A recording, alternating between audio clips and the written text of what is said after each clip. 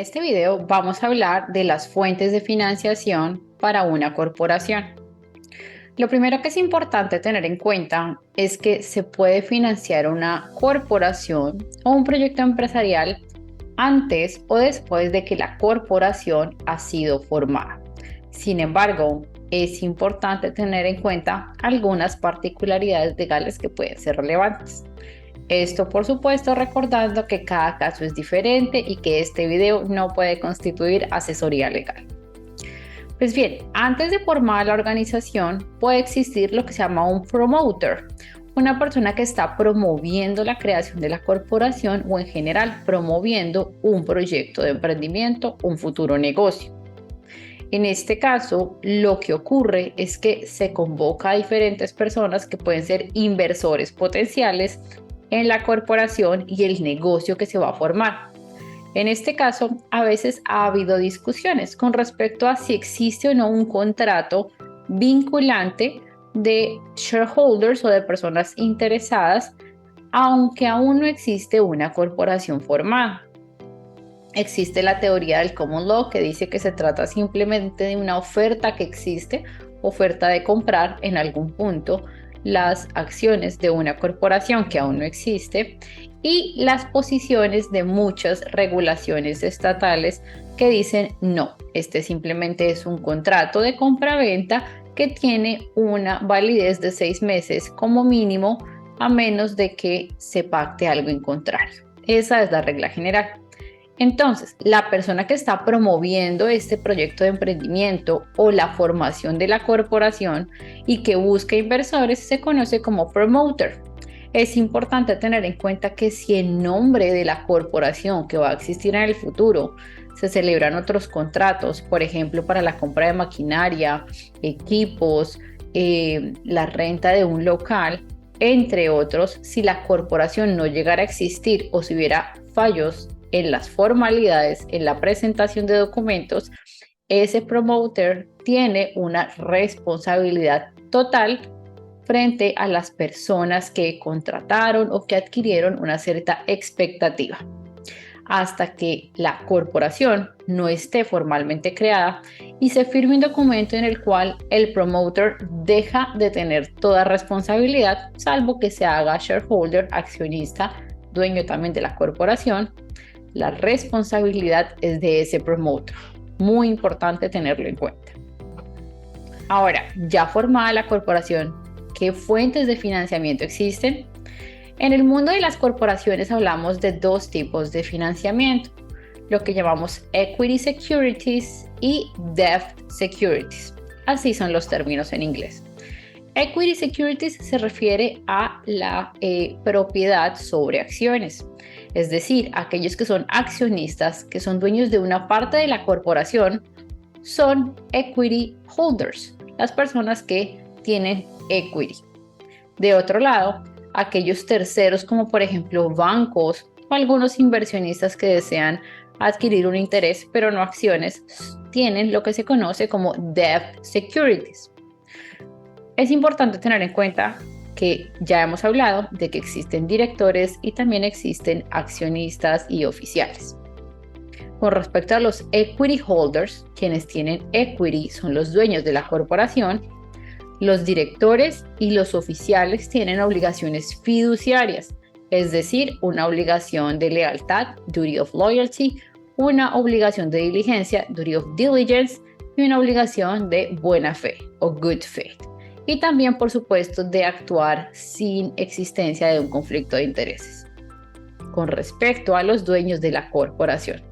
Sin embargo, con respecto a los debt security holders, es decir, aquellos terceros a los que la corporación le debe dinero, ante ellos los oficiales y los directivos no tienen una obligación fiduciaria, es decir, no tienen estas obligaciones de lealtad, de diligencia, entre otros.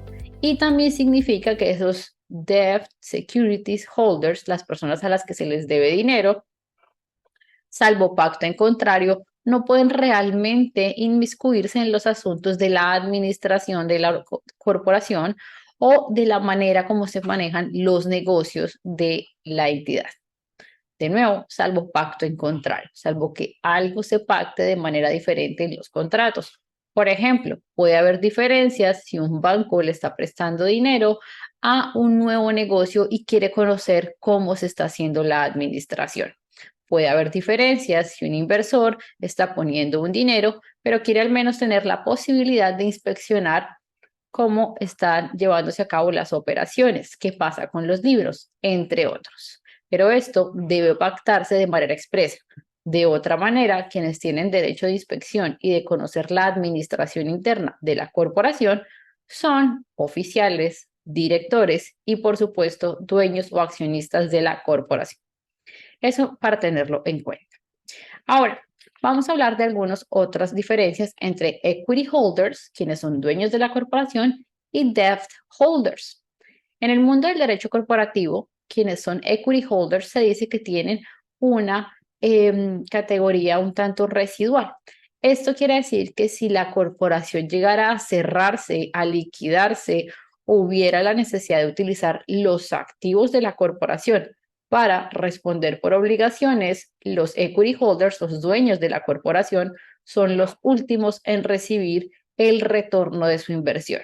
Es decir, si los dueños de la corporación al inicial pusieron un dinero, ese fue su aporte, y desean recuperarlo, deben esperar a que la corporación pague sus deudas a quienes son deudores, quienes tienen un debt security, y después ya pueden recibir el retorno de su inversión. De otro lado, los debt equity holders, quienes tienen a cargo la...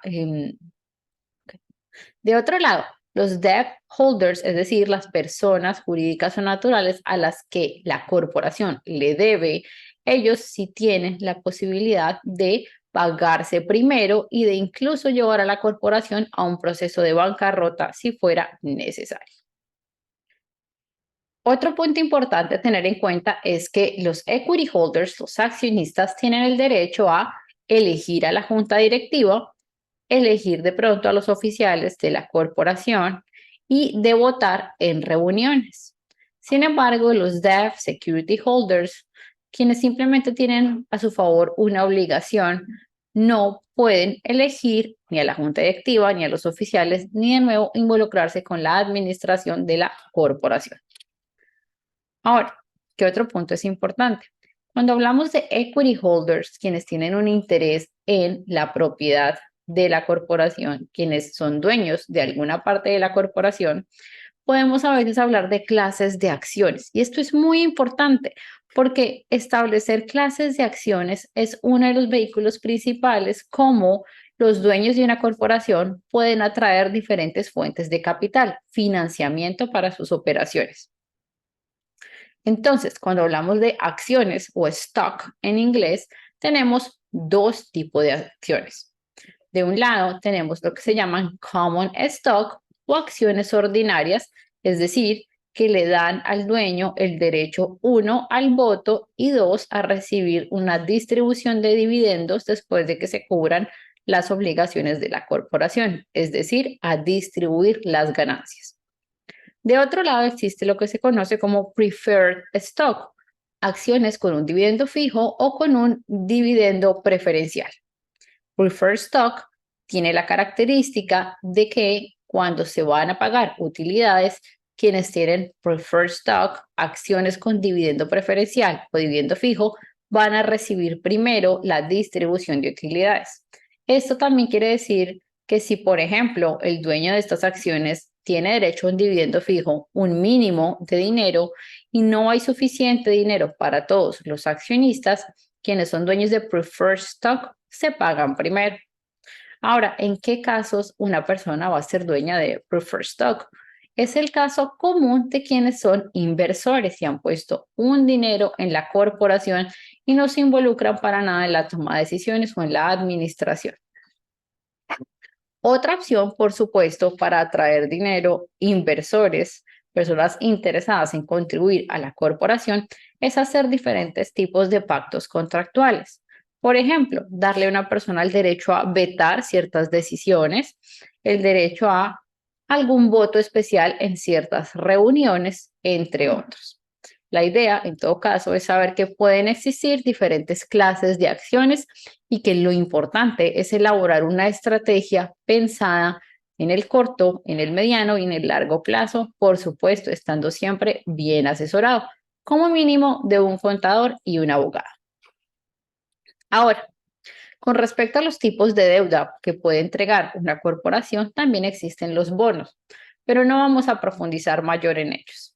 Lo importante es saber que los bonos existen y que son un papel, un valor, un documento que le da derecho a una persona a recibir un interés y al final de un término a recibir el pago de una deuda. Es decir, el que tiene el bono le presta un dinero a la corporación, va a esperar un término y mientras tanto va a recibir un interés periódico, que puede ser mensual, cada 6 meses o según se haya pactado. Y así es en términos generales como una corporación puede recibir financiamiento. Por supuesto, hay muchos más. Estamos hablando de diferentes tipos de préstamo, diferentes fuentes de inversión. Existen algunas páginas donde se pueden crear fondos de inversión con personas que deseen aportar un dinero simplemente para apoyar a la organización sin que adquieran acciones, entre otros.